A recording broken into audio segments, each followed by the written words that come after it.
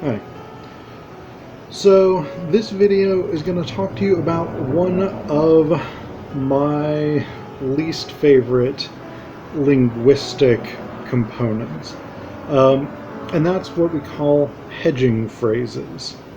So hedging phrases are phrases like I think, I believe, in my opinion, things like this, that get tacked on when we write,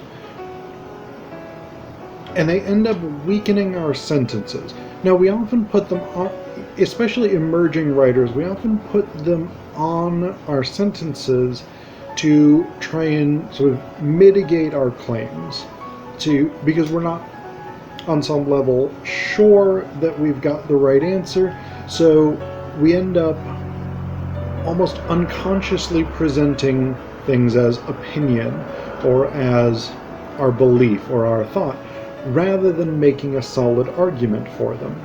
So I'm going to give you a couple of examples of ways that you can actually use these hedging phrases, or ways that you can actually use these phrases without them being hedging phrases, and then we'll talk a little bit about why they're such a problem when they're presented as hedging phrases.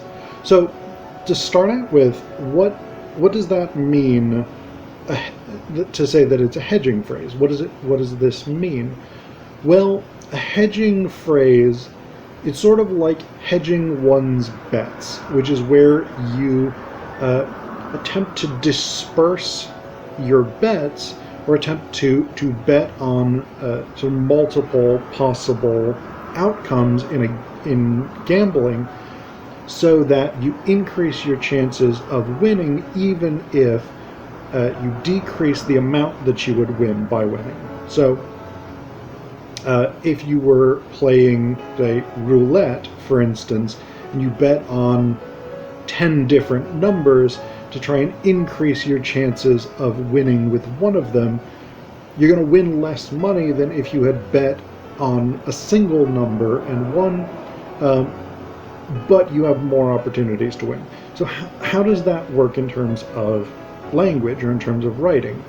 Well, when we use hedging phrases, we try and diminish our commitment to our own arguments to minimize our chances of being wrong. So why is that such a problem? Well, because it undermines the strength of our arguments. So I'll give you first a couple of examples of hedging phrases, and then we'll talk about some ways that you can use these same phrases without them being hedging phrases. So if for instance, you were doing a researched argument or a research report or something like this, and you said, I believe the data shows, then the I believe is your hedging phrase there. You can take it off without losing anything. At that point, you just have the data shows whatever it is. And that's actually a much stronger claim than I believe the data shows. Because what you have in that case, in the case of that hedging phrase, is that it goes from being an argument about what the data actually says to a question of your interpretation. And at least in the West, we have this sort of, at least in the US, I don't know if this is as prevalent in places like Western Europe, but we have this sort of idea that everyone's entitled to their opinion. Even if their opinion is wrong, like you're still entitled to it, and it has some sort of value simply because you hold that opinion. Without making a value judgment about that idea,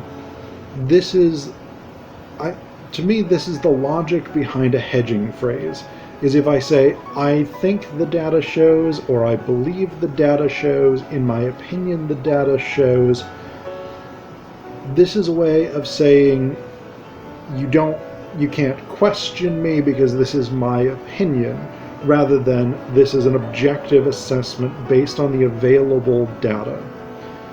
The problem is that when you're making an argument, you want as much as possible to present objective assessments based on the available data. I'll give you one more example of a hedging phrase so you can see this in a different context. In application letters, especially the application letters I see from my business writing students, one of the phrases or one of the approaches that I regularly see is, I think I would be a good candidate for this job. And that's fine. Obviously you think you would be a good candidate or you wouldn't be applying. But the fact that you think that you would be a good candidate is not sufficiently persuasive. If I'm a potential employer, I have to assume that everyone who sends in an application, and that could be 100, 200, 500. I've applied for jobs where I later learned that there were 600 or 900 applicants. So I have to assume that every one of those applicants thinks they would be a good fit for the job. What I need from you, or what you need to do to convince me, is not to say, I think I would be a good applicant, or I think I would be a good hire. In my opinion, my qualifications would make me an ideal fit for this position. No, what you need to do is actually persuade me. So most of the time, you can fix the issue of hedging phrases by simply deleting them from your writing. So instead of, I think the data proves X, you can simply say, the data proves X. Or instead of, in my opinion, I would be an ideal fit for this job, simply say, I would be an ideal fit for this job. Although, as I talk about in my video on writing application letters, you also want to be cautious about saying things like, I would be an ideal fit for this job, because you can come across as overconfident and arrogant, especially if you're not an ideal fit for the job. But back to hedging phrases. So you can for the most part, you can simply delete them. And this is actually, like, I hate hedging phrases, but I also recognize that I incorporate them heavily into first drafts of my own writing. And so I know from personal experience, you can almost always get rid of them simply by deleting them. So that's what I would recommend that you do, is anytime you're making a statement about something that's not a faith statement, an opinion, or a preference, remove that hedging phrase.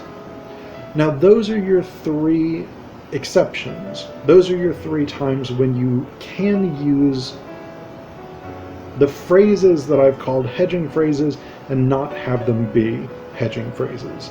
So what I'm going to call faith statements or belief statements. So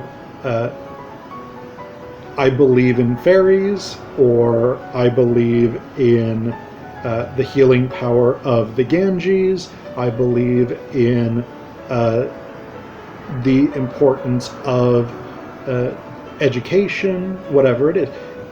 It doesn't have to be religious faith or superstitious faith or anything like this. What I mean here is, if there's something that I believe or I value or I think is true or important that's not rooted in objective evidence, that's a faith statement. So I believe everyone should be literate, for instance. Or in my opinion, everyone should be literate. I think everyone should be literate. These are all opinion, or these are all faith or opinion or belief statements. Things that I believe to be true but are not rooted in objective evidence. Another category where you can use these phrases is with opinion. So, personal preferences or things like this. I prefer Chinese food over Italian food, or I prefer books over movies, whatever it is.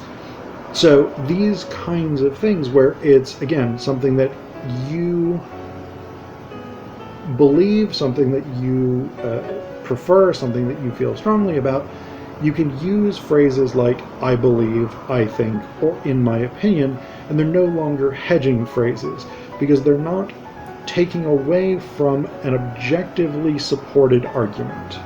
And so that's the real thing that you want to be thinking about, is when you're writing persuasive pieces, when you're writing arguments, when you're writing research-based documents, whatever it is, be aware of whether or not you are reducing the validity of your arguments by shifting them from objective assessments of the evidence to personal beliefs, personal arguments, or personal positions.